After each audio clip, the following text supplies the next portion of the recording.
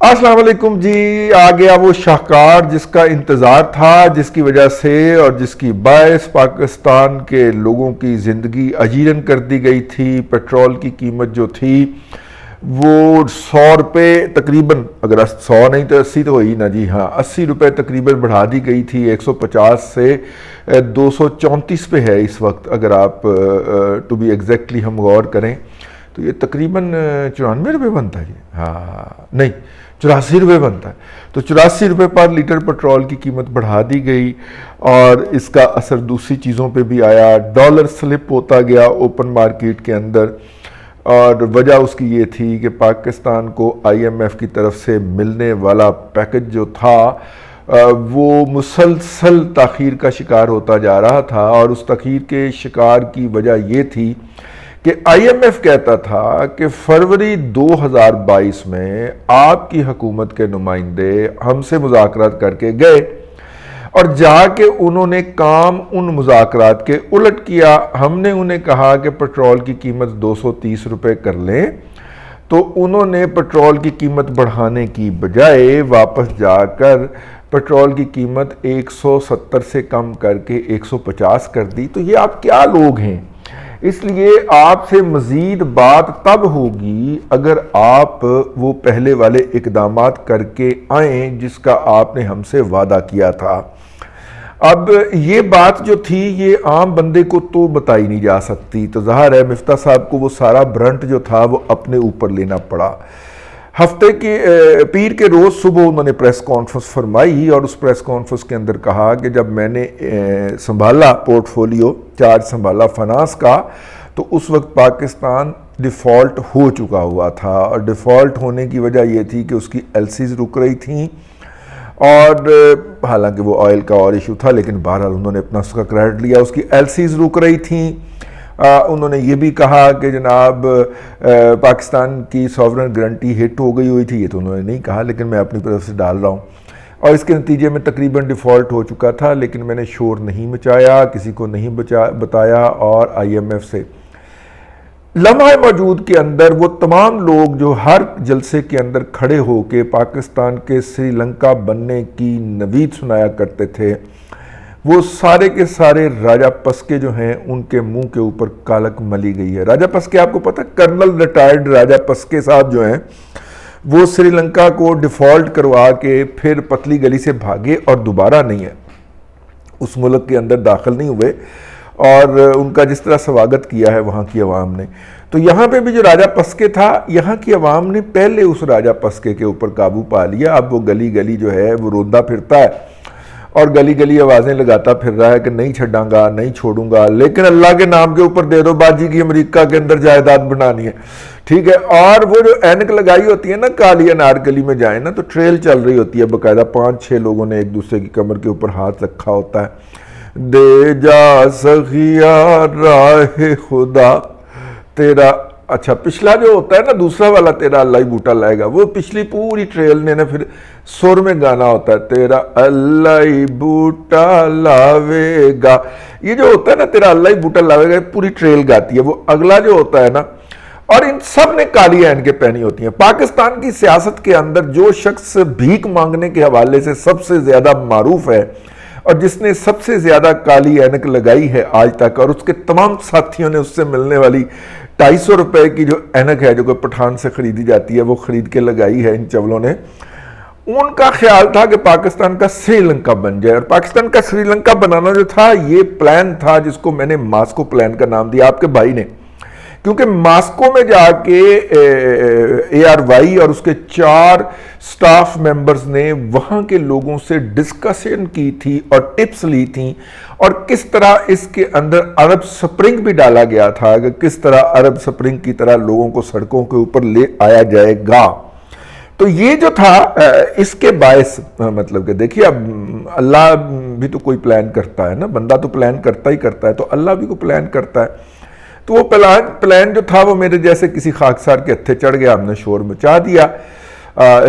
جس طرح ہم نے شور مچایا ہے جناب چیف آف آرمی سٹاف اور عمران خان کی مجوزہ ملاقات کے اوپر، اور جو ہے اس کے بعد جو ہے وہ ملاقات شاید نہ ہو پائے، تو وہ شور مچانے کا مقصد بیسیکلی یہ ہوتا ہے کہ اے ہون لگا جائے، تو اگلی پارٹی کو وارننگ ہو جاتی، ہو سکتا ہو بھی جائے، انہوں نے لاڑلا ہے پائن، لیکن شور مچانے کا بنیادی مقصد، تو ہم نے شور مچا دیا کہ حضرت یہ ماسکو پلان پہ عمل درآمد کرنے جا رہا ہے، جس کا ایک آبجیکٹو ہے کہ پاکستان کو ڈیفالٹ کروایا جائے۔ جب پاکستان ڈیفالٹ ہو جاتا ہے تو پھر اس کے بینکوں کے اوپر، بینکوں کی اوورسیز برانچز کے اوپر، اس کی ایئر لائن کے اوپر، اس کے بیرون ملک اثاثوں کے اوپر جس کے اندر ایمبیسیاں بھی ہو سکتی ہیں، ان کے اوپر رن ہو جاتا ہے۔ پارٹیاں آ جاتی ہیں کہ جی میں نے پاکستان کی فلانی پارٹی سے اتنا کلیم لینا ہے، پاکستان کی حکومت سے اتنا میرا کلیم ہے، وہ کلیم سچا یا جھوٹا ہے اس کی اسیسمنٹ کی نوبت ہی نہیں آتی، تو اے جڑی ایمبیسی والی بلڈنگ ہے نا کوالالمپور دی ایسا ڈی ہو گئی، ٹھیک ہے، اور وہ وہاں کی عدالت میں جاتے ہیں اور عدالت وہ ان کے نام کے اوپر لکھا دیتی ہے۔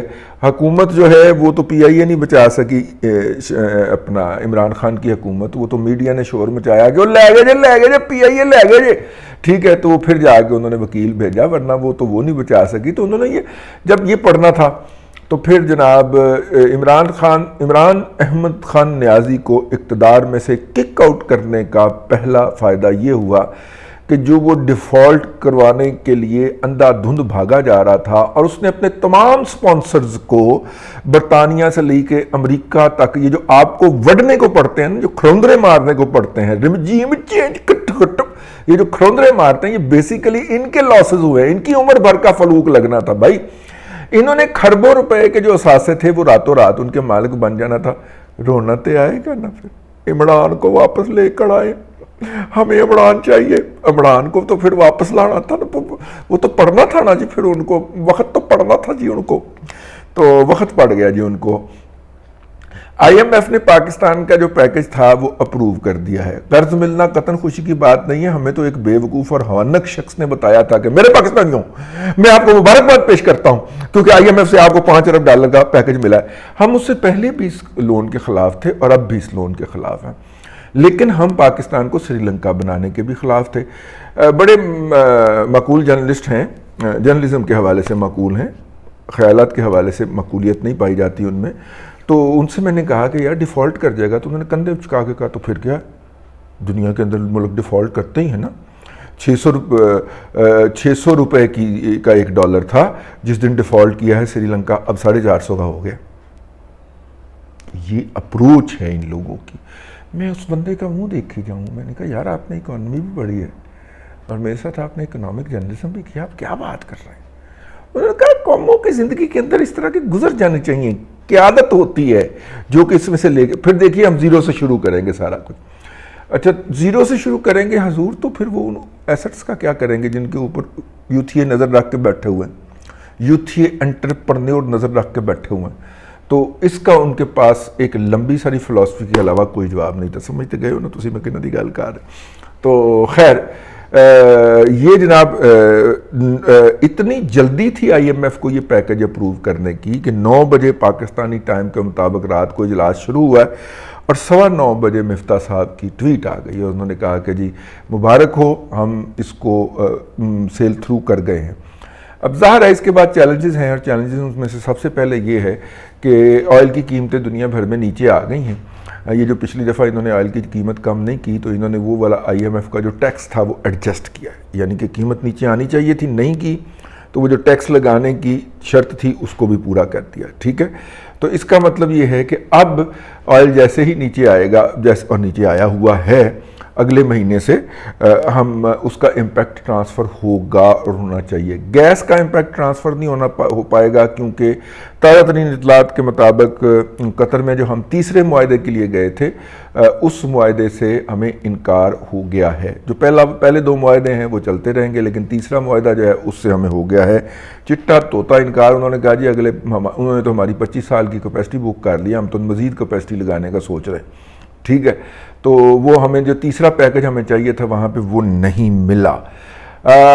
اس کے علاوہ جو ہے وہ چیزیں کم کرنا ہوں گی، لیکن یار صبح ہم نے ولاگ کیا اور انفارمیشن ہمارے پاس ڈیفینٹ آ گئی تھی، کم از کم 2 سے زائد ذرائع سے انفارمیشن آئی تھی، لیکن ہماری جو ٹیم ہے اس کا خیال تھا کہ آپ کو ڈیفینٹ طریقے سے بات نہیں کرنی چاہیے۔